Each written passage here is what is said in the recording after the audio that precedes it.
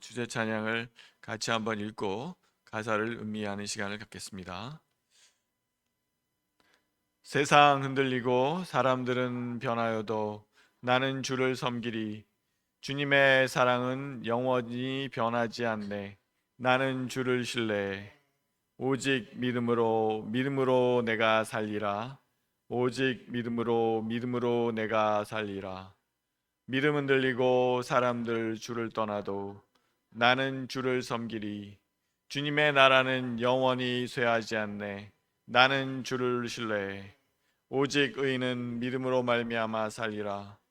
오직 의인은 믿음으로 말미암아 살리라. 요즘의 세태를 잘 반영하는 찬양인 것 같습니다. 어떻습니까, 여러분? 요즘의 세태. 네. 세상 흔들리고 사람들은 변하였습니다. 맞죠? 믿음 흔들리고 사람들 주를 떠나고 있습니다. 맞죠? 정말 걱정이에요. 어떻게 될라나 대한민국이. 그쵸? 그냥 너무 교회가 좀 이렇게 쇠퇴하는 게 거의 당연한 것처럼 막 얘기들 하고 있고, 네, 걱정이 많죠. 우리 박세혁 전도사님 어떠십니까? 전도사님도 걱정 많이 되시죠?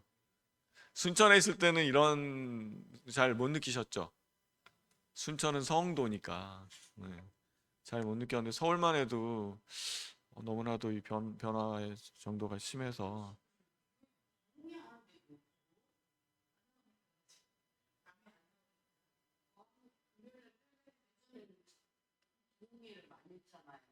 네, 네. 우리도 부흥회 하면 부흥 강사 모시고 싶긴 한데 그게 좀 너무 경제적으로도 어렵고 그렇죠?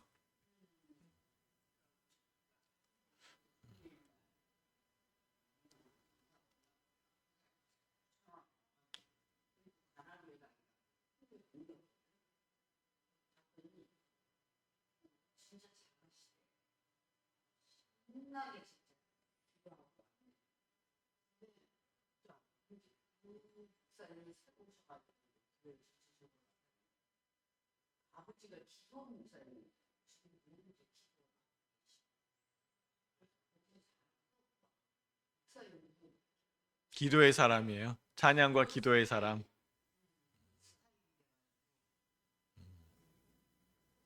음,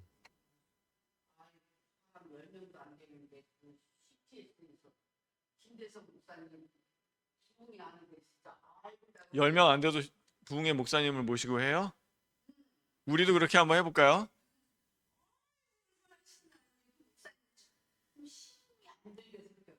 네.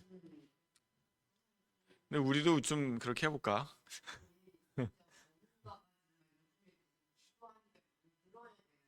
네.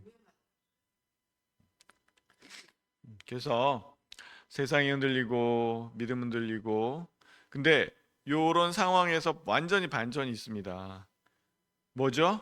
그 밑에 나는 주를 섬기겠다는 각오하고 그 다음에 주님의 사랑을 변하지. 그러니까 세상은 인심은 변하고 사람들도 변하고 사람들이 주를 떠나고 그렇게 세상이 변화한다 할지라도 나는 주를 섬기리 하는 그 결심하고 변하지 않는 게 있습니다. 주님의 사랑은 영원히 변하지 않고 주님의 나라는 영원히 쇠하지 않는다는 거.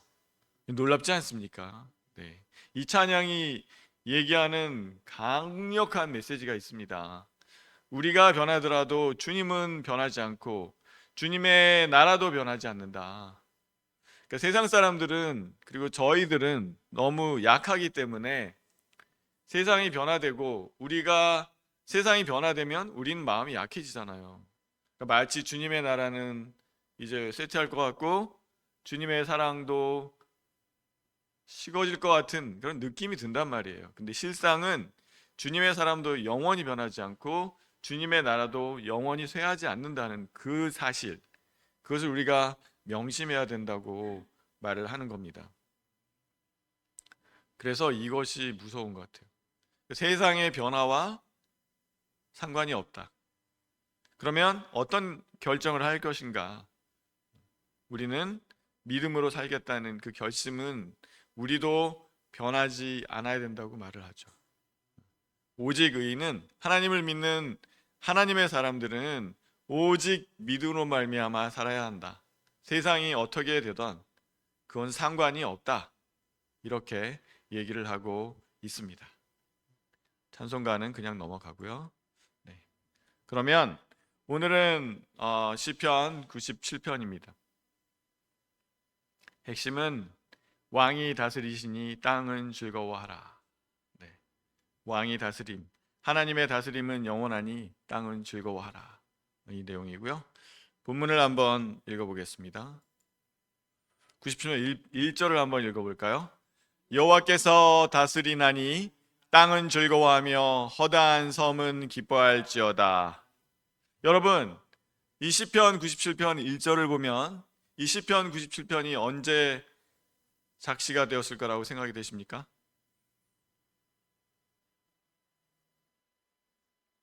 완전 반전이 있습니다. 이게 바벨론 시대에 이거를 작시를 했다는 거예요. 그렇게 추정하고 있대요, 신학자들이. 놀랍지 않습니까? 이 시를 보면 솔로몬의 황금 시대에 여호와께서 다스리시니 땅은 즐거워하며 허다한 섬은 기뻐할지어다. 그럼 이해가 돼요. 그래, 그때는 그럴만했지. 근데 지금 유대 민족이 자신의 나라를 잃고 바벨론에 잡혀가 있는 상황에서 이 시를 작시했다는 거예요. 놀랍지 않습니까? 근데 이제 바벨론에 잡혀 있는데 포로로 막 돌아와서 그 시점이라고, 이게 바벨론 시대인데 대략 어떤 시대일까를 보면은 바벨론의 포로로 잡혀 있던 시대이고, 아니면 이제 이 유대로 그 귀향한 사람들이 왔을 때 작시를 했다고 하는데, 그래도 아무튼 이해가 되지를 않죠. 기껏 와가지고 담 쌓는데도 얼마나, 성벽 쌓는데도 얼마나 고생들을 하고 성전이라고 만들었는데 너무나 작아서 솔로몬 성전을 기억하고 있는 나이 든 성도들이 막 울어요. 너무 형편이 없어서. 그러한 가운데 시편 이 97편을 작시했다고 한다면 여러분 이해가 되십니까? 여호와께서 다스리나니 땅은 즐거워하며 허다한 섬은 기뻐할지어다. 기가 막히지 않습니까? 정말 나라를 잃고 가장 작아진 상태에서, 그리고 몇몇 사람들이 이제 돌아와가 기왕 공동체가 이러한 신앙 고백을 했다는 것이 믿어집니까, 여러분? 실감이 나지를 않으시죠? 가장 이스라엘이 어쩌면 힘든 시기에 이러한 여호와께서 다스리나니 땅은 즐거워하며 허다한 섬은 기뻐할지어다. 이것이 현실을 말한 걸까요? 아니면 어떤 미래 예언적인, 그래서 시편 97편의 이 시편은 어떤 미래 예언적인 그러한 부분으로 볼 수 있지 않을까, 그런 생각이 듭니다. 근데 이렇게 쪼그라들어 가지고 형편없는 시점에 어떻게 그 미래를 바라보면서 이러한 찬양을 할 수 있을까요? 이들의 엄청난 믿음이 보이지 아니하십니까? 자신들이 처한 형편하고는 완전히 다른 믿음을 갖고 있는 것이 아닐까요? 저는 이 시편 97편의 이 배경을 듣는 순간 너무 놀랐어요. 우리는 과연 이러한 찬양을 할 수 있을까? 지금 이 시점에서 이 대한민국 교회가 이렇게 쇠퇴하고 우리 하늘집 교회가 이렇게 너무 부흥에 우리 갈급하고 있죠. 정말 길을 잘 모르겠어요, 솔직히. 그래도 우리는 하고 있습니다. 그 가운데 정말 여호와께서 다스리나니 땅은 즐거워하며 허다한 섬은 기뻐할 것이다. 이러한 찬양의 시를 우리가 만들어낼 수 있을까요? 우리는 이러한 믿음이 있는가? 그런 생각을 한번 해보게 되죠. 그 다음 구절들을 보면은 또 너무 기가 막힌 구절들이 쫙 놓여져 있습니다. 같이 한번 읽어볼까요? 구름과 흑암이 그를 둘렀고 의와 공평이 그의 보좌의 기초로다. 불이 그의 앞에서 나와 사방의 대적들을 불사르시는도다. 그의 번개가 세계를 비추니 땅이 보고 떨었도다. 산들이 여호와의 앞 곧 온 땅의 주 앞에서 밀랍같이 녹았도다. 하늘이 그의 일을 선포하니 모든 백성이 그의 영광을 보았도다. 이런 찬양을 했는데 유대 대적들이 이 시를 듣고 어떤 반응을 보였을까요? 기가 막히고 코가 막힌다. 지금 그렇게 꾀죄죄하게 좀 돌아와 갖고 지금 성벽도 겨우 완성하고 성전도 코딱지만하게 만들어 놓고서는 무슨 말을 이렇게 하느냐, 이렇게 비웃지 않을까요? 그럼 놀랍잖아요. 불이 그의 앞에서 나와 사방의 대적들을 불사르신다. 그의 번개가 세계를 비추니 땅이 보고 떨었다. 아니 감히 니들 형편을 봐라. 지금 너의 대부분은 지금 바벨론의 포로로 있고 니들 조그맣게 이렇게 와가지고 지금 하면서 이따위 찬양을 하다니 말도 안 된다. 코웃음을 치지 않았겠습니까? 그러나 내용을 자세히 살펴보면 이들은 만만치 않은 신앙 고백을 하고 있어요. 구름과 흑암이 그를 둘렀고 의와 공평이 그의 보좌의 기초로다. 불이 그의 앞에서 나와 사방의 대적들을 불사리는도다. 이거 언제 얘기입니까? 이들이 가나안 복지를 점령하기까지 이 2절과 3절은 실천이 되었어요. 2절은 시내산에서의 그 하나님의 영광의 역사를 보여주고 있죠. 구름과 흑암이 그를 둘렀다. 사람들과 완전히 다른 창조의 하나님이 구별되게 이렇게 시내산에 임재하셨고 그 의와 공평의 바다를 탁 치고 그 보좌에 앉아 계신 그 하나님을 모세가 접견을 했죠. 그리고 불이 그의 앞에서 나와 사방의 대적들 불사르는 체험은 했습니다. 그렇지 않습니까? 그 증인이라는 거예요. 자기들이 그런 증인이에요. 그러나 4절과 5절과 6절은 어떨까요? 4절과 5절과 6절. 4절과 5절은 6절은 아직은 이루어지지 아니했어요. 그의 번개가 세계를 비추니 땅이 보고 떨었도다. 산들이 여호와의 앞 곧 온 땅의 주 앞에서 밀랍같이 녹았도다. 하늘이 그의 의를 선포하니 모든 백성이 그의 영광을 보았도다. 이거는 언제 이루어진 걸까요? 예수 그리스도 오심으로 이루어졌습니다. 예수 그리스도 오심을 예언했을까요? 모르겠어요. 우리는 몰라요. 우리가 말하는 가운데 우리가 예언을 하는 수가 있잖아요. 그렇지 않습니까? 말하는 가운데 우리가 예언을 합니다. 나중에 보면 알아요. 그것이 이루어지고 나서 우리가 마리씨가 된다고 했는데 그렇게 예언이 되었구나. 이 4절, 5절, 6절의 말씀은 미래 완료형이라는, 미래를 마치 본 것처럼 이렇게 찬양을 하고 있습니다. 어쩌면 이 믿음의 고백일 수 있어요. 이렇게 될 것이다. 지금 우리는 이렇게 꾀죄죄하고 그렇지만 만군의 여호와 하나님께서는 전 세계를 떨게 하실 분이고, 그리고 전 세계의 권력들이, 산들이, 그런 산은 보통 권력을 상징하잖아요. 세계의 권력들이 여호와 앞에서 밀랍같이 녹았고 하늘이 그의 의를 선포하니 모든 백성이 그의 영광을 보았다. 실현되었죠. 실현되었죠. 이들이 예수 그리스도를 생각하고 했는지는 모르겠어요. 일단은 그렇게 하나님을 생각하면서 이렇게 될 것이라고 미래 완료형으로 얘기를 했는데 실제로 이루어졌습니다. 그렇지 않습니까? 그의 번개가 세계를 비추니 땅이 보고 떨었도다. 마태복음 24장 27절에 보면 번개가 동편에서 나서 서편까지 번쩍이같이 인자의 마음도 그려하리라, 이런 예언이 있거든요. 그래서 예수 그리스도의 나타나심이 그렇게 전 세계에 번개처럼 나타났다 사라지는, 그렇게 볼 수가 있을 것 같습니다. 그렇게 이게 믿음이 아닌가 싶습니다. 자금의 현실을 보고 낭망하고 좌절하는 것은 그것은 믿음이라고 할 수가 없어요. 그것은 사실을 인정하는 것일 뿐입니다. 믿음이라고 하는 것은 히브리서에도 나오지만 보이지 않는 것들의 실상이라고, 보지 못하는 것들의 증거라. 그래서 그것이 믿음이라고 할 수 있습니다. 밀랍같이 녹았다는 말은 무엇을 얘기할까요?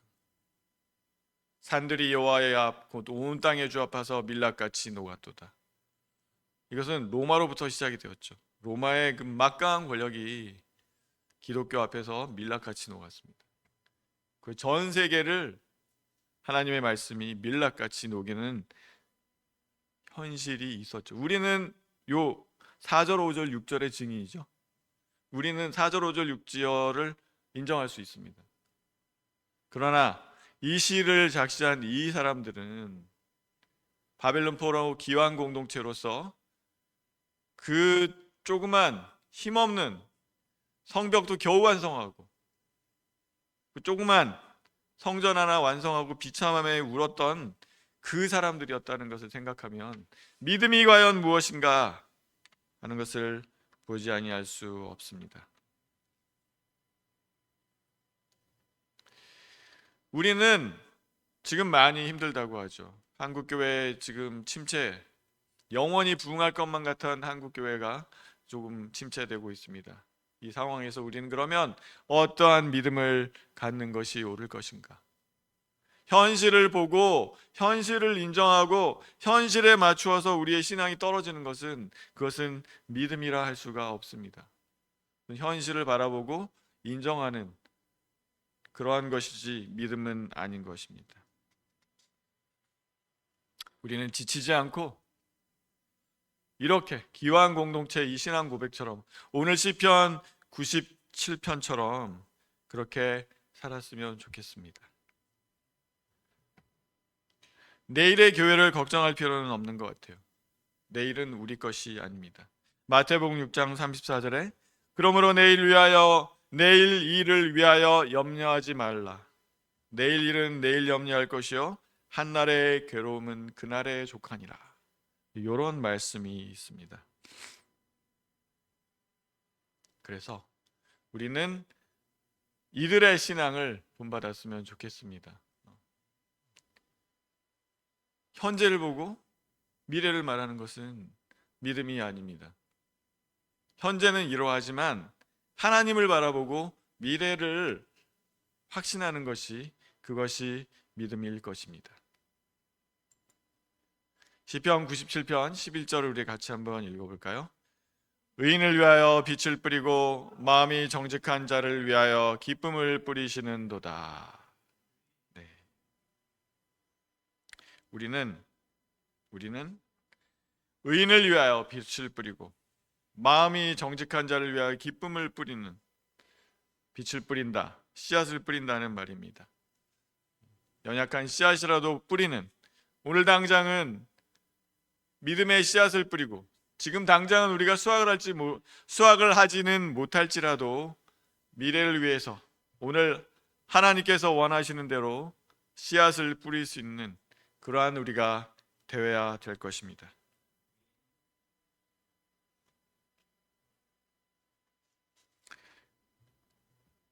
우리는 믿음을 가지고 오늘 이 말씀처럼 믿음을 가지고 그렇게 살았으면 좋겠습니다. 오늘 우리가 할 바를 다하는 신앙인들, 이들은 정말 최선을 다하지 않았습니까? 그 꾀죄죄한 그 험난한 상황 가운데서도 성벽을 짓고 성전을 완공했습니다. 그래서 귀한 공동체의 그 뿌리가 있었기 때문에 예수 그리스도께서 활동할 수 있는 준비가 갖추어지었죠. 이들의 역할은 결코 헛되지 않았다는 것을 우리 생각하면서 우리 또한 그러한 삶을 살기 위한 노력을 했으면 좋겠습니다. 그래서 또한 우리가 생각해야 될 부분이 있습니다. 무엇입니까? 우리 같이 한번 볼까요? 읽어보겠습니다. 여호와를 사랑하는 너희여 악을 미워하라. 그가 그의 성도의 영혼을 보존하사 악인의 손에서 건지시느니라. 아멘. 우리는 우리가 우리밖에 없는 것이라고 생각하고 외로울 때가 참 많은 것 같아요. 당장 우리만 바라보면 너무 힘이 없고 외롭고 쓸쓸하다는 생각을 감출 수 없습니다. 그래서 여기 90편 10절에 이렇게 이야기하고 있습니다. 그가 그의 성도의 영혼을 보전하사 악인의 손에서 건지시느니라. 우리 혼자 있는 것이 아니고 하나님께서 우리 곁에 계시고 그래서 우리의 영혼을 보전하실 거라고 이렇게 얘기하고 있습니다. 우리 인간들은 옆에 사람이 없으면 너무 외롭고 힘들어해요. 그렇죠? 기운 쭉쭉 빠지는 거 사실입니다. 우리 한식교회 현실을 보면 왜 이렇게 부흥이 어렵지? 뭐 이런 생각을 하면서 기운이 빠질 수 있습니다. 근데 우리 곁에 정말 하나님께서 계시다는 것, 여호와께서 계시다는 것, 우리와 함께 하시며 우리를 보존하시기 위해서 힘쓰시는 그분이 계시다는 것을 잊지 말았으면 좋겠습니다.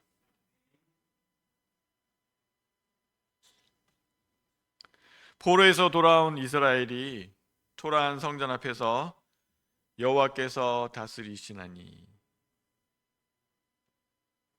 그때는 완벽하게 실감하지는 못했을 거예요. 믿음으로 찬양을 불렀지만 정말 그 믿음 그대로 메시아가 오실 줄을, 제자들이 힘써서 전 세계를 향해서 복음을 전파하기 시작하여 전 세계를 정복할 줄은 정말로 몰랐을 것입니다. 우리가 정말 잊지 않고 기억해야 될 사실이 있습니다. 우리의 오늘의 이러한 신앙생활이 내일의 하나님의 사역에, 그리고 하나님께서 역사하시는데 작은 미랄이 되어서 정말 큰 열매를 거둘지 우리는 함부로 말할 수 없다는 것입니다. 오늘의 시편 97편의 그 신앙과 그들의 초라한 그 현실이 오늘 우리에게 연결되었음을 생각하면서 우리 또한 그렇게 믿음의 씨를 뿌리는 우리가 되었으면 좋겠습니다. 감히 말씀을 드리고 싶습니다. 우리가 같이 한번 읽어볼까요? 여호와께서 다스리시나니 하늘집 교회여 즐거워할지어다. 아멘. 네, 같이 찬송을 해보겠습니다.